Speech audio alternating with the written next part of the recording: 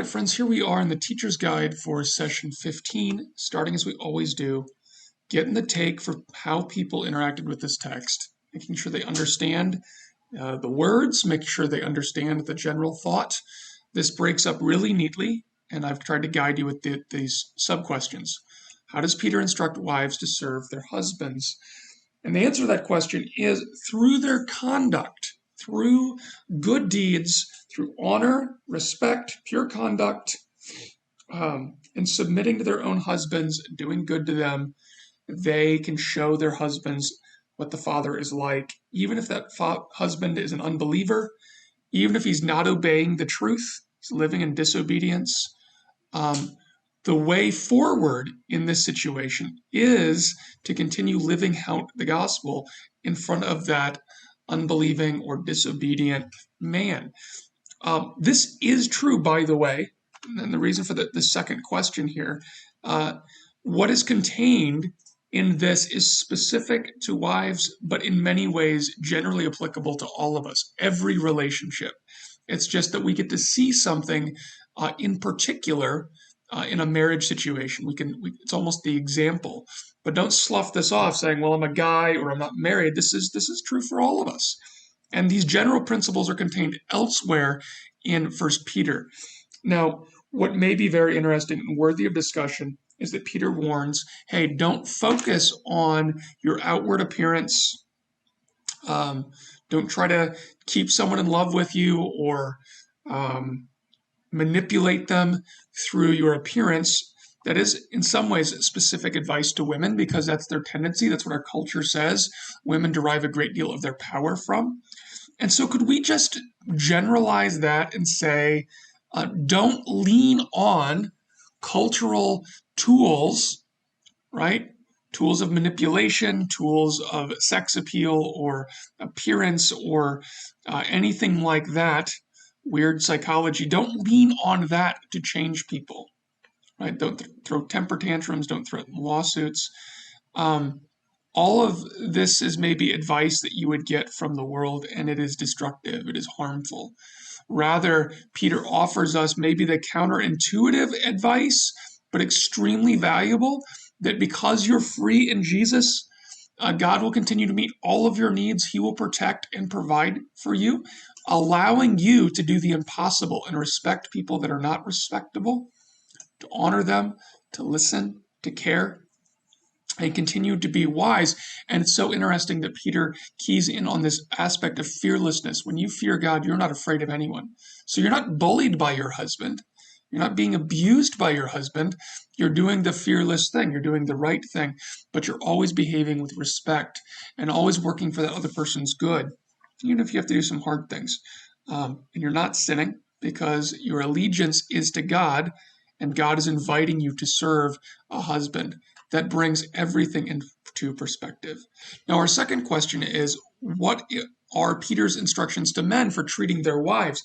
Once again, similar relational dynamics, but you see this specifically, or at least the emphasis towards men. Men tend to be dominant, and so because of our genetics, there's generally more strength, and maybe even just role expectation. But either way, husbands, live with your wives with understanding. Seek to understand them. And this is true because guys have a much simpler personality profile than women. We're just less complex in our thought process. Passionate, yes. Strong, yes. Just less complex. And so men often get weary and they do not seek to understand the complexities of their spouse. And we're instructed to do that, and always showing honor, even recognizing where a man may be strong, he's not allowed to condescend to his wife, but to understand her unique strengths and her unique gifting, and to support that with his strength, recognizing, right, that he doesn't get to be domineering. The woman in his home is a joint heir with Christ and a partaker of the grace of life and needed for his spiritual development. So he is not independent. There is a bond there, and a wife is always worthy of honor and respect and understanding and caring, recognizing that The strength of that relationship helps your prayers. It helps you grow closer to God. And it is what God has very much called you to do. Now, good discussions there. And we want to talk a little bit about why that's difficult. I gave you a general paragraph because so many of our people here are not married. In all our relationships, we are free because of Jesus. That's true of master-slave. It's true of government official to citizen. It's true of husband to wife. It's true of parent to child. No one has power over us, and we don't need anyone to validate us. In other words, we're not leaning on people to give us what we need. We trust that God will always give us identity, provision, and transformation. And as we walk with God, we become powerful to redeem our relationships, to show people what the Father is like. In other words, we're not trying to squeeze stuff out of our relationships. We're not leaning on people to make life work. We're leaning on God for that. Instead, we're allowing God to direct us into relationship, and we invest ourselves there. Now, something beautiful happens when you invest yourself in relationship. Those relationships get thick, and God, in turn, uses those people to care for you. It's beautiful. It's not that people don't matter, but we're not asking people to save us or validate us or give us everything we need. We're not demanding our rights. We're not. We're just trusting God will take care of us. That allows us to serve well, to show respect, and to do good works, no matter how that other person is responding, whether they're leaning in and supporting us or whether they're making life difficult. Now, some thought-provoking questions. Why do we have the tendency to most mistreat those who are closest to us? It's true. It's true. We tend to abuse most of the people that are in family or close to us, and maybe that's because they are connected to us by marriage or by blood, and they're going to have a really tough time walking away. And so we spend all of our energy and our good works on people that we're trying to win over, and we can kind of take for granted the people close to us. But at the same time, those people closest to us are the ones that we have the biggest impact for Christ. And so we want to ask the question, how do our negative reactions lie about the character of God? Because if you mistreat or complain or you demand that people validate you, try to turn them into your savior, it shows a profound lack of trust. It's communicating that my God is not good. He is not strong. He does not care for his children. And with a God like that, why would anyone want to come to know the Father? Just being honest. So we want to take seriously, well, wait a minute.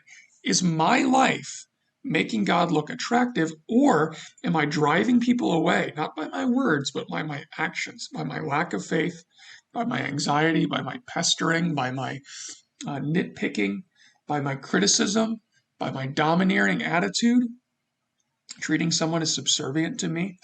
All of that is a lie. It doesn't treat people as valid and important the way God sees them, nor does it show a supreme confidence in God providing for us. Now, question 4 is we show people as God's character through our conduct, through respect, and by understanding the people we are dealing with. That's just a sentence. It just frames up the question. This is true. And if it's true, which of these areas do you need to most develop, and how does this passage help you grow? So we have 3 things here. We have our conduct, our behavior. Okay, this is how we choose to spend our time, and this is personal.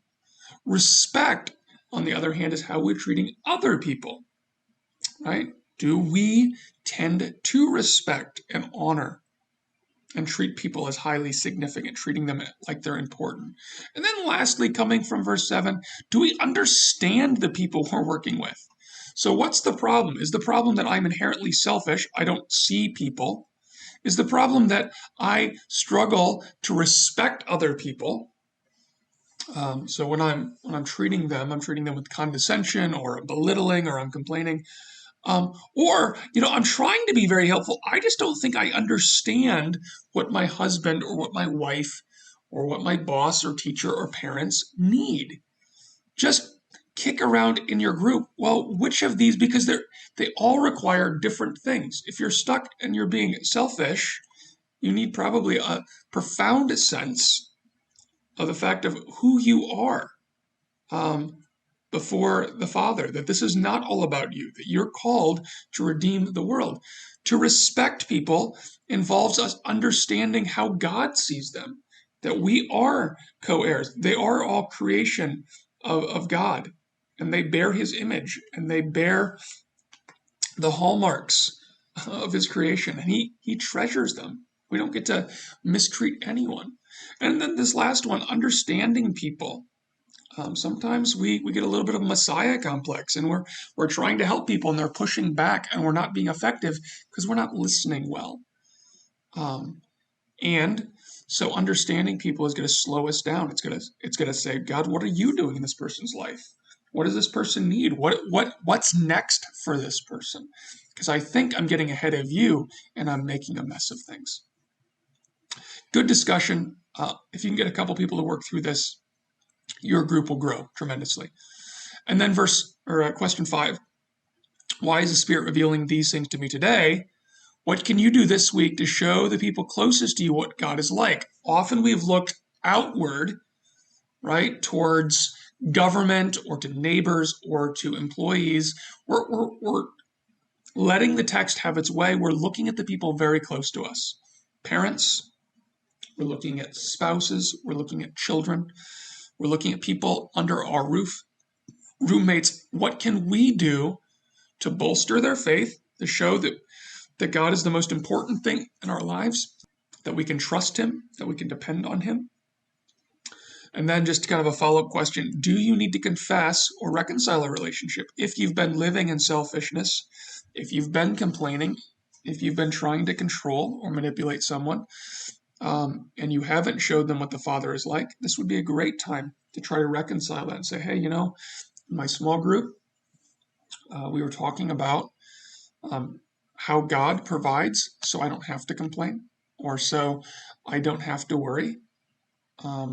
It encouraged us to honor and treat as important the people in our lives. And I'm just confessing I didn't do that last week. And I would like to make that right. Great way to sort of shore up the past and move forward. That should take you through all the time you have to discuss. I hope you have a great discussion, guys, and I look forward to being with you next session.